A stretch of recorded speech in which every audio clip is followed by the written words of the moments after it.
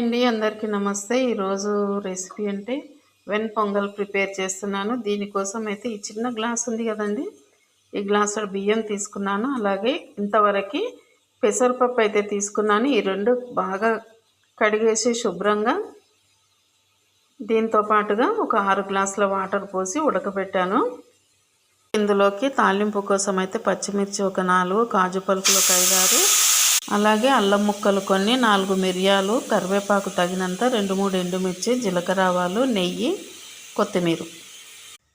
ఇందులోకి 1 tablespoon oil, 1 teaspoon వరకు నెయ్యి వేసుకుందాం. ఇప్పుడు ఇందులోకి ముందుగా ఎండుమిర్చి, అలాగే జీలకర్ర, ఆవాలు, ఇంకా మిగతా ఇంగ్రీడియంట్స్ అన్నీ వేసుకొని కొంచెం వేసుకుందాం. రెడీ అయిపోయింది. ఇందులో వేసేసుకుందాం. ఆల్రెడీ ఉప్పు అయితే బియ్యంలోనే కలిపి పెట్టేశాను. ఇంకా రెడీ అయిపోయింది వెన్ పొంగల్.